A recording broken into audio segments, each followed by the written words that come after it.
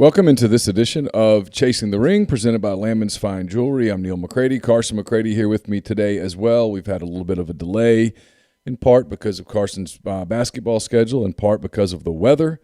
We're back with you today. We'll make up another show later this week as well and get back on schedule. We'll talk NBA All-Star. The starters selections have been made. Now that's waiting for the reserves. They'll get announced on Tuesday. We'll kind of make our predictions there. We'll also preview today's slate in the SEC, handful of games on the docket today in the SEC with some tournament implications. One game, Arkansas at Texas A&M, already canceled or postponed, or whatever word you want to use, for COVID-related reasons. So we'll talk about some of the other stuff as well. First of all, I want to tell you that we are brought to you by the great people at Lammons Fine Jewelry. Lammons, located at 1126 North Lamar Boulevard in Oxford. They've been serving the Oxford area for more than 73 years. From engagement rings to wedding rings to fine jewelry to watches, pearls, fashion jewelry, children's jewelry, collectibles, and more. Lammons is the gold standard in fine jewelry. They also do jewelry repair. They also can take some old jewelry, clean it up, make it look like brand new, make it a unique piece for you, for your family, something that you'll have for years to come. Visit them at lammonsfinejewelry.com. That's Lammons finejewelry.com. Or call them at 662-234-2777. We're in the Clark Ford Studios. Clark Ford is in Amory, Mississippi. 662-257-1900 is that number. Call it. Ask for Corey Clark. Tell Corey what Ford product you're looking for. He'll send you a quote within 15 minutes in business hours. Right to the bottom line. No hassle, no haggle. You get your quote, and the rest is completely up to you. You can shop that quote around, or you can do what I've done, what I recommend that you do. Let's hop into a Clark Ford today. You'll love the service. You'll love the product. Corey always says he wants to be your car guy. He wants to be your truck guy. People say, what does that mean? Call that number. You'll start to find out. 662-257-1900. Carson, how are you? Doing good. Doing well? Yeah. You enjoy your snow week? Yeah, it was nice to get out of school. Just scoot that way just a little so people can see your face. There you go. Perfect. Nice to get out of school, yeah? Yeah. So you had virtual school most of the week, which was what, about 15, 20 minutes a day? Is it about what that was? Yep. It was nothing. Did you learn a lot in virtual school? A lot, yeah. That's good. Or you can get a little closer to it than you were. There you go. So let's see. You did some sledding. I need to post my sledding videos because I did some sledding out on the Audubon Hill. Did y'all go over there and sled? Yeah, well, you missed out because that's where the speed was. I went so fast that I almost went down into the creek area. I was moving. Got some air at one point. Y'all were doing the conservative sledding. That wasn't all I did, though. Caroline and I went out, and we did some big-time sledding. We did some of that. We just didn't do it where you were talking about. Mm-hmm. Y'all caught air? You got going? Yeah. Okay, all right. All right, so NBA All-Stars have been announced. And let's see, I've got the list up right here. All-Star game starters have been named. And see it on the screen if you're watching on YouTube. If you're listening, the game's going to be played March the 7th in Atlanta. And the Western Conference All-Stars are Steph Curry and Luka Doncic in the backcourt. Luka Doncic kind of a little bit of a controversial choice over Damian Lillard, who's having a phenomenal year. Nikola Jokic is the starting center. And then the two forwards, Kawhi Leonard of the Clippers, LeBron James of the Lakers. Not a lot of surprises there. You could probably make an argument for Rudy Gobert, but it's hard to argue against Jokic. And then in the East, the All-Stars, the guards are Kyrie Irving of the Nets, Bradley Beal of the Washington Wizards, Joel Embiid, who's having a fantastic season for the Sixers, is the center. And then the Bucks, Giannis Antetokounmpo, and the Nets, Kevin Durant, make up the front court. You have any big objections to any of that? Was it any of that surprise you? Maybe Luka over Dame, but there you go, talking right into it. Yeah, maybe Luka over Dame. That may have been something I wouldn't agree with. Because Dame's just been crazy this year, but I don't like Kyrie Irving in the starting No. lineup. I don't think he's earned it. I think Jaylen Brown of the Celtics would have been a better choice. Frankly, I think James Harden would have been a better choice at this point because Harden has played terrific since he got to Brooklyn. Other than that, I don't have a ton of arguing. I mean, I get Luka too, but still, Dame. Yeah, I'm not arguing that Luka doesn't belong. I think you can clearly make the argument that he does. The only guy that I think you can really argue against is Kyrie. He's missed so much time too. Well, I just don't think he's had that great of a season. No. I mean, the rest of that East team is terrific. I mean, Bradley Beal's been fantastic all season. We talked about Joel Embiid. Giannis Antetokounmpo is a two-time MVP who's having another MVP caliber season. Kevin Durant probably is the MVP right now. You could certainly argue for him. And then in the West, I mean, Curry's having a special season. He's playing like he's 5 years younger than he is right now. Jokic has been great. Kawhi's having the best year of his career, and LeBron is LeBron. I mean, so it's difficult to argue, really with any of those selections. So the question comes down to who should make it as reserves. And this is where, frankly, a lot of careers get made. When you make that first All-Star game, it starts becoming a lot easier to start making more All-Star games. You become more of a household name. And this year with the game basically TV only, they're only not going to allow fans in, no ticketed fans, all that stuff. This kind of becomes a real opportunity. You want to start East or West with All-Stars? Let's go West because I've got it up. So Anthony Davis would make the team, but he's got an Achilles injury, so he's going to get named to the team, but he's not going to play. He's probably going to miss 3 or 4 weeks, which is going to push him past the All-Star game. I can't believe the Lakers would encourage him to play in an All-Star game right now. So he's going to be out, and that's going to open a spot. We mentioned Lillard. He's going to make it. And then here's where we get into the team that I think is going to get heavily represented because of their wins, and that's Utah. We're going to talk about standings in a little bit, but Utah, they lost last night, but they're now 24-6, nearing the halfway mark. They're the best team in the NBA from a record standpoint. And they've got 3 guys that are playing all-star caliber basketball. Well, and also Bogdanovich. I think he put up really good numbers last night. Yeah, he's just been a good. He's been a good player, but he's not having an all-star season. Yeah, I'm not saying that. Yeah. I'm just saying Gobert's going to make it.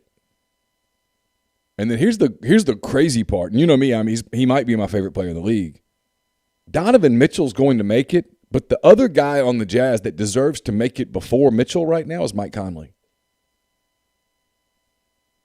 Conley's having just a special season. He looks like he did in his prime in Memphis. He's distributing the basketball. He's scoring. He's playing at an all-star level. But now he's not their number one option. He's benefiting from being the third option. Mitchell has been the first option on that team. It's my opinion Mitchell's not the best player on the Jazz. And I love Donovan Mitchell. Let me make that clear. I think Rudy Gobert's the best player on that team. I've started watching them because I'm telling you, I think they are a real threat. Oh, they're going to be a contender, no doubt. I think they're a real threat to the Lakers because, and we'll talk about this in a little bit because the Lakers are trying to figure out a way to get a little better on defense. The Lakers don't have that great perimeter defender. It didn't hurt them last year. They won the finals. They're the champs. But they're looking for this perimeter defender to the point that they're like waiting for the Thunder, for example, to buy out Trevor Ariza so they can add Trevor Ariza to their team. I mean, they're worried about who guards Donovan Mitchell in a long-term series. The Clippers, can put Paul George on Donovan Mitchell. The Clippers can put Kawhi Leonard on Donovan Mitchell. The Clippers can put Lou Williams, they can put different people. They can throw different people at you. The Lakers don't have that. Not so much. They don't have that defensively. The Lakers have a bunch of guys who can score. They have the greatest player in the league in LeBron. They've got, when he's healthy, one of the top 5 to 10 players in the league in Anthony Davis. They have a bunch of guys who can score, but they don't have anybody who can really defend. Right. And the Jazz present problems for the Lakers because of that backcourt and because of Gobert's presence. And then you mentioned guys like Bogdanovich and Favors, and you start talking about guys who can score on that team, and they've got a bunch of dudes too. The Jazz are a deep roster. They're a threat. All right, so I think we talked about Davis. Mentioned the Clippers. Paul George is going to make the All-Star team. He's having some health issues with staying on the floor, but when he's on the floor, Carson, right now, he's playing the best basketball of his career. He's shooting the three at a remarkably high level, like 46% from three. He looks really good. The Clippers, we'll look at standings in a minute. The Clippers are right there, so Davis is going to make it. George is going to make it. Lillard's going to make it. Gobert is going to make it. Conley or Mitchell are going to make it, which kind of leaves one, maybe two spots. That's where I think Chris Paul makes it, having a great season with Phoenix. And then you can make an argument for your guy. I'll let you go ahead and make it. What's the argument for Shai Gilgeous-Alexander? I think you could make that argument that he could just come off your bench, not play much, but still be an all-star. I don't think it's going to happen because they're probably going to need some forwards in that mix. Because I don't really know who there would be to get as a forward, but I mean, maybe. Here's the stats on Conley. You want some stats on Mike Conley? This is fascinating. The stats on Mike Conley. He's near the top of the league in regularized, adjusted plus-minus, real plus-minus, and he's in the top 20 in box plus-minus and win shares per 48 minutes. A lot of people in our audience love some of the baseball sabermetrics. Well, these are the basketball sabermetrics. These are what the NBA front office people are looking at. What the Jazz have done is they have found a way. I think they went back and they looked at Conley's career in Memphis when he played with Marc Gasol in Gasol's prime. And they've figured out ways for Conley and Gobert to exist together. And 85%, more than 85% of Conley's minutes this season have come with Gobert on the floor. But here's what's fascinating. The Jazz are a plus 54, which is huge, in 99 minutes when Conley plays without Gobert this season. They have a gaudier net rating when Conley plays without Gobert than they do when the two play together. It's 14 years Mike Conley's not made an all-star team. He's going to make one this year, and he deserves it. I'd hope so. Talked about Lillard. Lillard's stat line's just amazing. 29.8 points, 7.7 assists, 4. Yeah, where is Conley on that fan vote, though? I don't know. The fan vote's over. I mean, it'll factor in, but I think Conley's going to make the team. Just, it's really remarkable the year that they've had. Had injuries to Nurkic, injuries to McCollum, and he's carrying. Lillard's carrying Portland night in, night out. What's their record right now? I'll pull up their overall record. They're 7-2 in games in which the score was within 5 points in the last 5 minutes. And that's with everybody on the other team knowing exactly what's coming. You know it's going to be Dame, and Dame's just still beating people. I think you can make an argument for Shai Gilgeous-Alexander.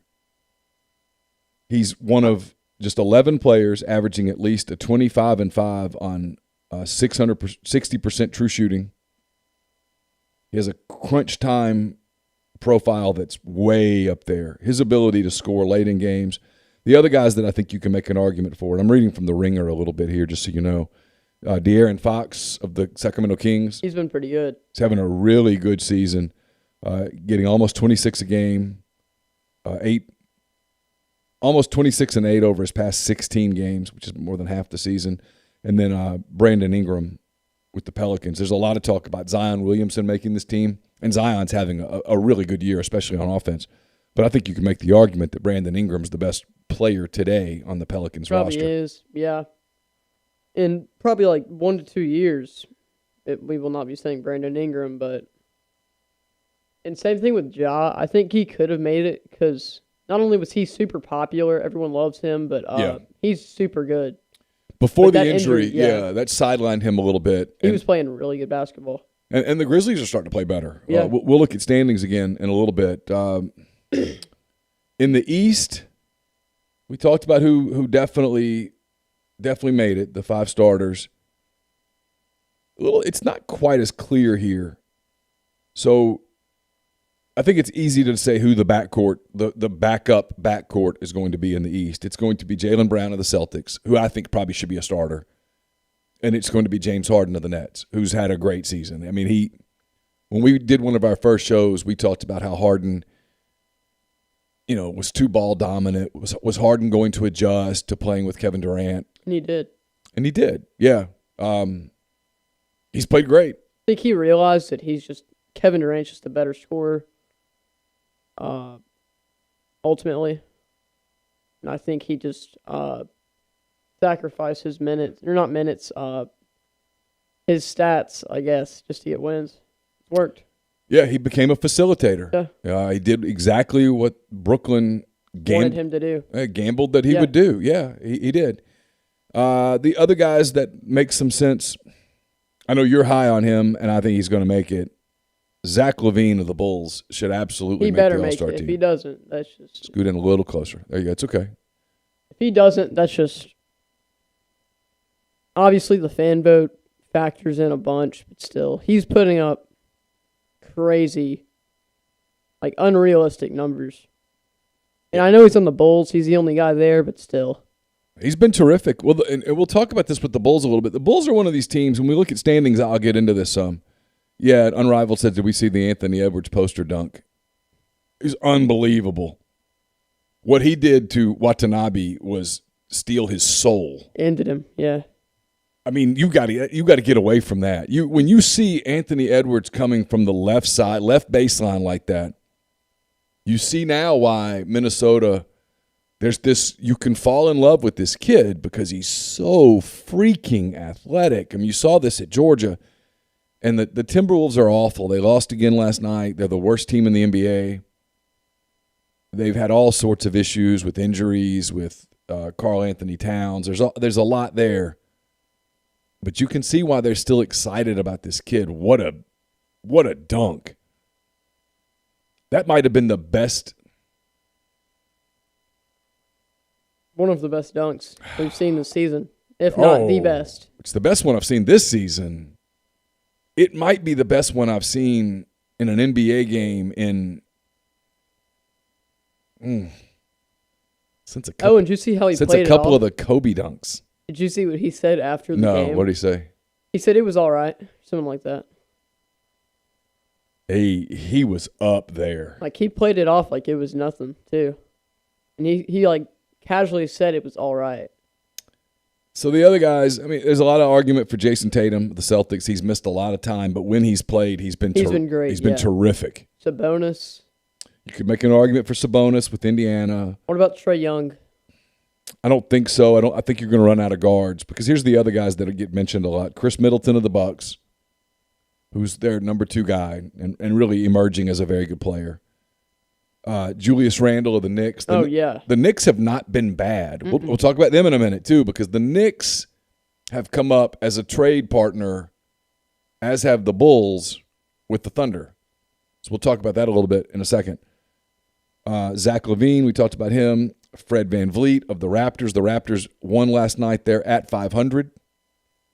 They were way under 500 the other day. Congratulations to Terrence Davis. Had a big shot last night. Also, the charges against him were dropped. What were her charges? The domestic assault stuff that got dropped. So he had a really good day. Yeah, Unrivaled says that dunk was the best since the Baron Davis against the Mavs for sure. Yeah, and that's going back a little bit. It was way up there. It was, Lord help. That was a poster. I mean, it was Michael Jordan-ish. So those are the names that get mentioned there. Middleton, Randle, Tatum, Brown, Harden, Levine, Van Vliet.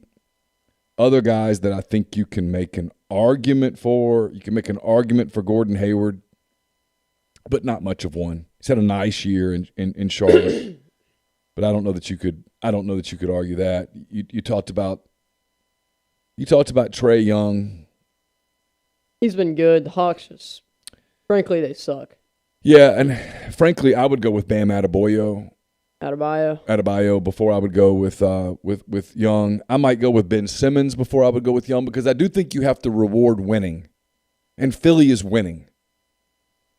I do think you have to, in All-Stars, you have to reward winning. You have to look at who's winning, why are they winning, because individuals are making them win. And so I'd look there. I keep waiting for Young to be more of a star.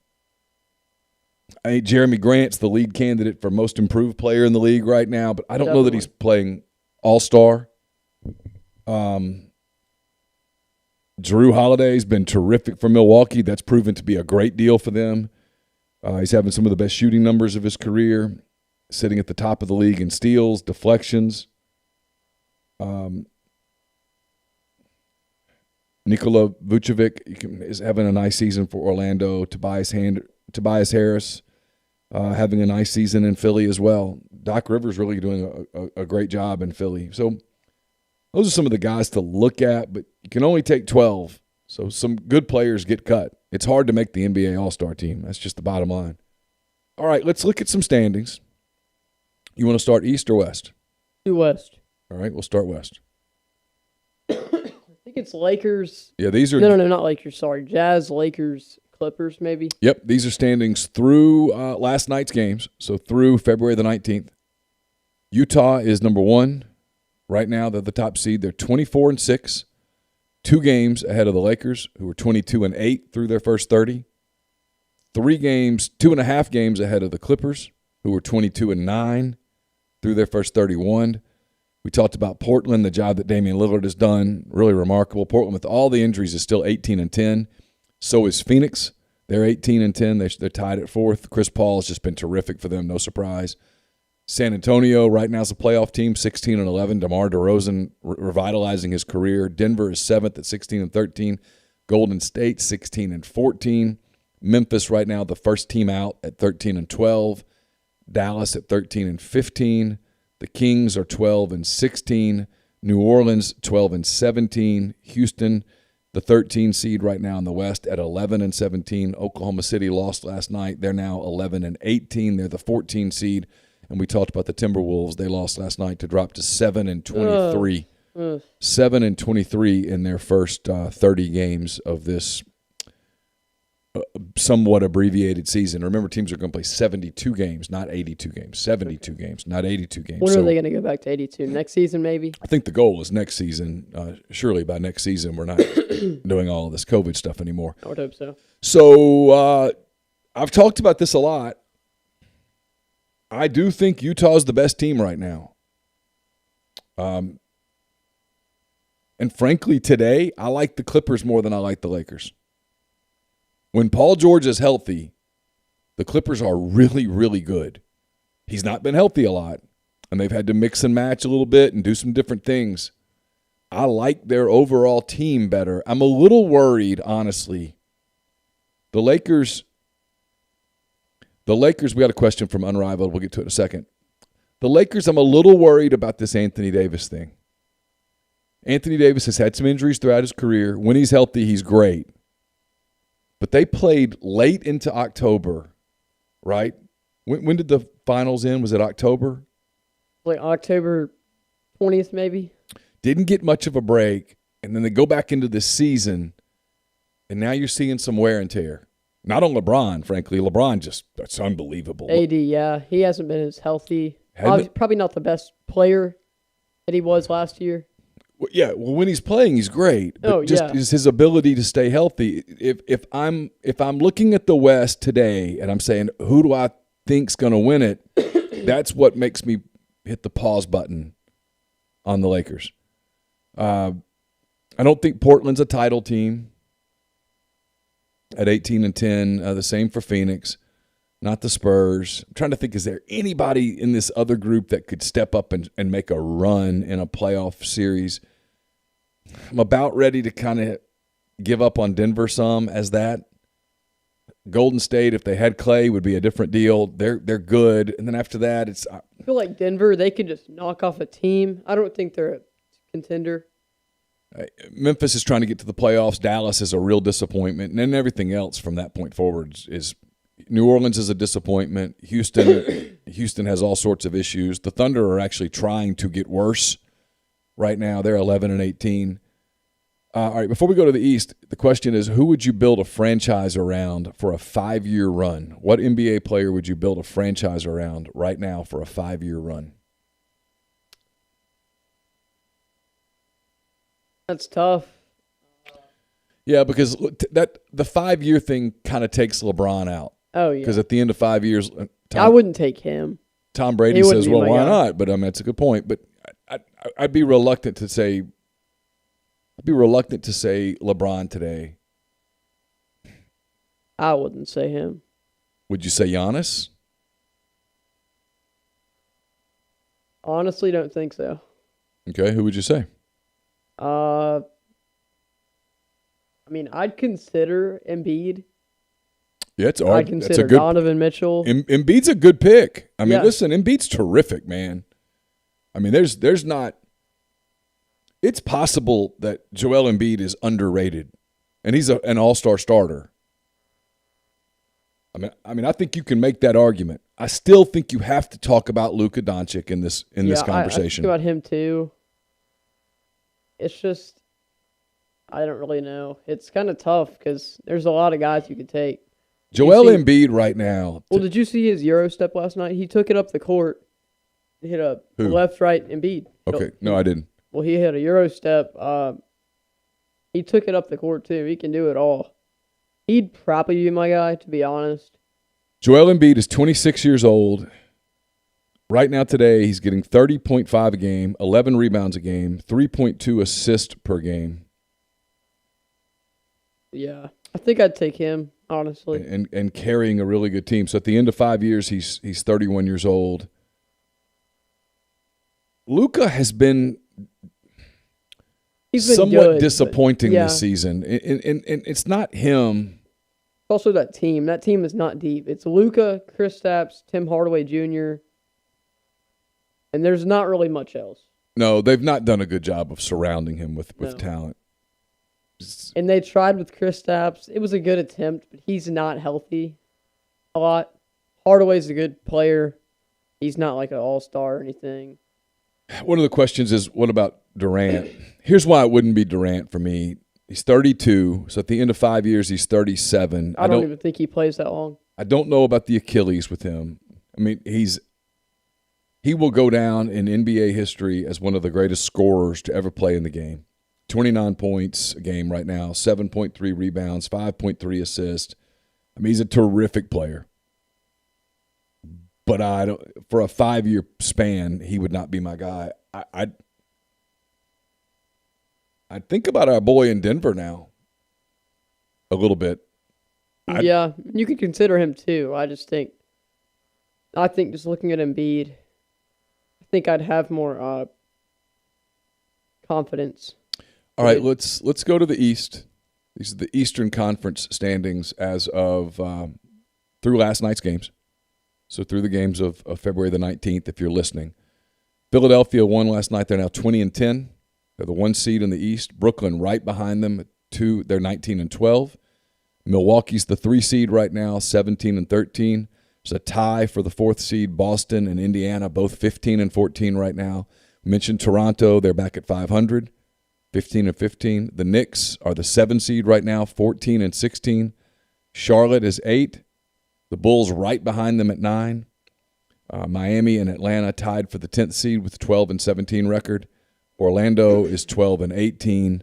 Washington is 9-17. Cleveland is the 14 seed. They're 10-20. And then the Pistons are the 15 seed. They're 8-21. So there's a couple of teams in the East. The Knicks don't want to be bad, okay? The Knicks want to be in the playoffs. They want to be viable. They want to be in that conversation. The Knicks are kind of being the Knicks right now. They're nowhere near, and they're not going. There's nothing they can do to make them a title contender. But they don't want to tank. So Been too long. there's a couple of guys on the Thunder that make sense for the Knicks getting better, taking a step up. Again, the Knicks are 14 and 16. They could easily play their way into the 4 or the 5 seed in the East. No question about it. George Hill, Trevor Ariza, both make sense in New York. And the Thunder could do that trade. You could do it for Would Muscala make any sense? I'm just curious. oh, you could throw Muscala in. It's just about making the money make sense now. But you could do it for how do you say his name with the Knicks? It's Frankie Nictolina. How do you say that? I don't know. I'm about to pull it I know up. who you're talking about, but It's I don't know how to say it. it's Frank Nidolinka maybe. Nidolinka. I think that might be right. And then the other guy that you could get off that team is Kevin Knox, who's not playing right now. They've given up on him. He's getting 5.3 a game, 2.1 rebounds. They basically bailed on him. 21-year-old. He's sort of a Sam Presti sort of guy. Yeah, he could get minutes for us because there's no loss if we lose games. If anything, it's a win if we lose games. It's a win to lose games. So we may as well just. I mean, there would be no loss if we got him and just played him more. Because you don't know what he could. Well, that's what you do is you get him and you see, hey, let's find out what this kid's all about. Because the Thunder are getting, they're getting stuff out of like Justin Jackson. Yeah. Who nobody else was getting anything out of. And so you don't know whether that's just, and frankly, you don't care. Because again, for the people that are out there that don't know this, the Thunder have their pick, the Heat's pick, Houston's, and the Rockets pick. The Thunder get to keep the highest 2 of those 3 picks. So the Thunder are going to have a lot of ping pong balls bouncing around at the lottery. And then the Thunder get the Warriors pick if it's 20 or below, which right now would be kind of iffy. Yeah. They don't care. Yeah, we're going to get to that too because there's a couple of good questions about Blake Griffin. The other kind of trade rumor that's out there a little bit involving the Thunder is with the Bulls. The Bulls are right now just out of the playoffs. They are a good offensive team, an abysmal defensive team if you've watched the Bulls, which has to drive Billy Donovan crazy because Billy Donovan is a defense-oriented coach. But you could move Al Horford, who frankly is playing too well right now for the Thunder. You could move Al Horford to the Bulls. He would immediately help them defensively, like leaps and bounds. Would they keep Wendell Carter Jr.? What would they do? Yeah, the trade that makes sense with the Bulls is probably Otto Porter Jr., who could come in. He's 27, getting 11.6 a game. The contracts would work. Bulls might have to throw in a 2. The other thing that the Knicks, by the way, would give up in that deal is a second-round pick that belongs to Detroit. So you're talking about a very early second-round pick, which would be an asset for the Thunder. I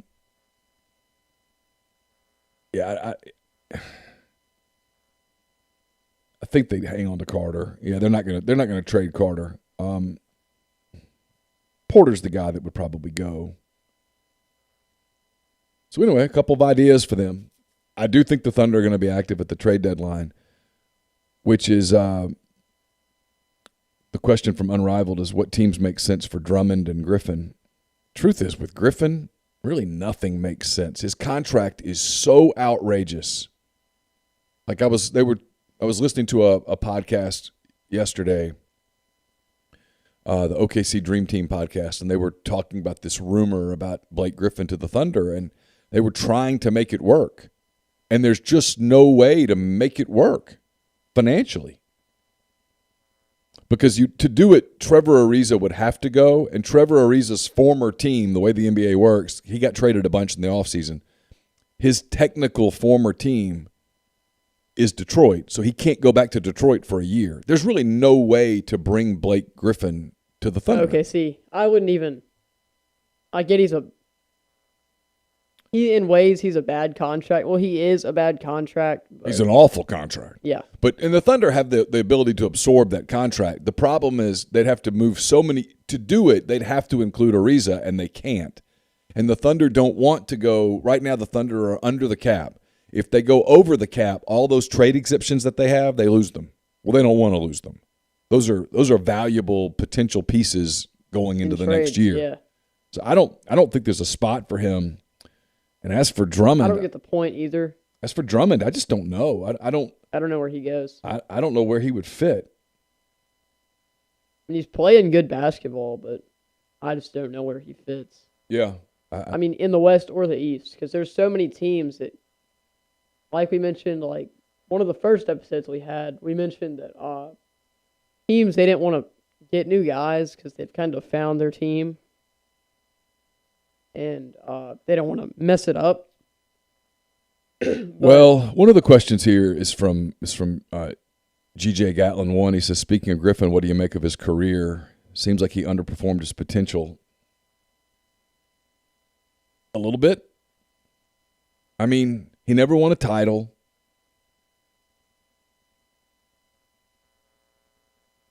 Right? That Clippers team was good. But they had all sorts of drama. Yeah. And then, Andre Drummond, I just pulled up his numbers. 17.5 points, 13.5 rebounds, 2.6 assists. Playing pretty high level. 27 years old. I just don't know who would want him. Yeah, boy's playing well lately. Goodness. His last 5 games, 30, 30, 36, 16, and 17. Playing really well. Yeah. I just don't know who would want him mid-season like that. That's just, it makes sense, but it also be what his contract is. That's what I'm curious to see what his contract is. I just think that'd be a risky thing to do because you don't know how he'd fit in your team. And where's Cleveland? Cleveland's the 14 seed right now. Yeah, Cleveland's 14, 10 and 20. Probably wanting to get worse right now. Boy, it's a weird draft, too. It's a really weird draft. There's a lot of wing players, but they're kind of interchangeable as wings. Yeah, other than, what's his name? Right into it. The volume doesn't. Okay. It's okay. Other than, what's the kid's name? Oklahoma State. I know. Cade Cunningham, sorry. Yeah. Other than him, I just don't know who else there is. Well, I watched Cunningham again the other day, and I hate doing this to a young guy because it's not fair. There's a lot, and I do mean a lot, of Luka Doncic in Cade Cunningham. A lot. I mean, like, let's be real. We kind of look at the draft both from a Thunder perspective a little bit because that's the team that we both kind of watch, and they're going to have at least 2 cracks at the lottery. For them, it's a no-brainer if you were to get the first pick in the draft. Get Cade. You would take Cade Cunningham. Yeah, I don't know who else they would take. Well, you would take him. Yeah. You would put him with Shai Gilgeous-Alexander and Darius Bazley, and you'd have these pieces that you would have to figure it out. And they might not all fit, but Cunningham makes way too much sense for them. Whether they can get him or not, now that's another matter entirely. But the rest of that draft, I just don't want him going to Minnesota. That's it. If he goes there, I'll be mad because. Well, they've got a real shot at the first pick. Yeah. I would just hate that because they have Anthony Edwards. Then they would have Cade Cunningham. They'd probably still have D'Angelo Russell and Cat. Yeah, and Russell's hurt. Who knows what they do with Cat? At some point, though, you've got to start asking yourself, if you're Minnesota, is this working? Is this culture? Is there something wrong with your culture as an organization? Because you're not getting any better. Mm-mm. And you look around at other teams that aren't as talented as they are. And they're playing better basketball. And they're winning more. They're playing, significantly better. Cleveland comes to mind. The Thunder, the Bulls. the Knicks. There's a bunch of teams that have gotten better, and Minnesota just sits there with this superstar player in Towns, and they've put people around him, and it's just kind of still can't do anything. Kind of not really happening. Exactly. I know you don't keep up with this as much. I told people we would do this before we go, so I'm going to kind of do it a little bit now. Pretty big slate in the SEC today. About starts as we tape this about 30 minutes from now. Kentucky is at Tennessee. That game's at noon Central, 1 Eastern. A big opportunity for Tennessee to get another win. Kentucky beginning to play kind of better lately. They're up to 6-7 in the league. Vanderbilt is at Alabama. Must-win game for the Crimson Tide, as they right now probably would be a number 2 seed in the NCAA tournament. They're trying to play their way into that number 1 line. Probably no margin for error to get there. Missouri with a huge game for them. They go to South Carolina. Missouri's lost 3 in a row. They lost to Ole Miss, to Arkansas, and then to Georgia. They desperately need to win today. In the other Columbia, that game is a 1 o'clock Central, 2 o'clock Eastern matchup. Georgia is at Florida. Big game for the Gators as they continue to try to move up the bracket a little bit. I think most people think of them as about a 7 seed right now. They'd probably love to get out of that 7 seed range, get up to a 5 or a 6. To do that, they got to beat Georgia today. Auburn is at LSU. LSU sort of in a similar spot as the Gators. I think safely in the tournament right now. LSU is 13-6 overall, 8-4 in the SEC. Don't need to lose to Auburn. Auburn, another fun team to watch if you're thinking NBA. Sharif Cooper is a guy that gets mentioned as a potential lottery pick, the point guard for the Auburn Tigers. Mississippi State is at Ole Miss. Mississippi State fading recently. Ole Miss playing really well, 4 wins in a row. For the Rebels, they did not get to play LSU this week because of the weather, so they get Mississippi State today. Ole Miss trying to play its way into the tournament. Can't afford a home loss to Mississippi State. The Rebels beat up on Mississippi State in Starkville earlier in the year. They'll look for the season sweep today. And then Arkansas, the hottest team in the league, 7 wins in a row for the Razorbacks. They were scheduled to play at Texas A&M tonight. That game has been postponed due to COVID reasons. The Hogs were getting on their bus to head to the airport when they found out that the game was canceled. Eric Musselman was not happy, and I don't blame him. Texas A&M's had these COVID issues all season. And so at some point, you look like you're ducking people. Who do they have? I know they have Mac McClung. Who? Texas A&M? Yeah. You know what? I haven't seen them play, but maybe once or twice all year. They've got, I don't even know who's on their team at this point. They've been a real disappointment. Wait, no. Never mind. Yeah. I was thinking of Texas Tech. Yeah, no. Texas A&M's roster, Savion Flagg is a good player, the guard. They've not had a good year. Yeah, you're thinking about someone else. Yeah, he's on Texas Tech. I think. They've not had a good season, and Emmanuel Miller. They look like they're. You start to wonder, are they ducking people? Frankly, that's what it begins to look like. So, the standings in the SEC as of going into today: Alabama running away with it at 12-1, Arkansas's 9-4, LSU's 8-4. Tennessee 8-5, Florida 6-5, Ole Miss 7-6, Missouri 6-6, Kentucky 6-7, Georgia 6-8, Auburn 5-8, Mississippi State's 5-8 going into today's game in Oxford. South Carolina's 3-8, Texas A&M has only played 8 games. They're 2-6, and Vanderbilt's 2-9. So those are your SEC standings going into the games of today. We will.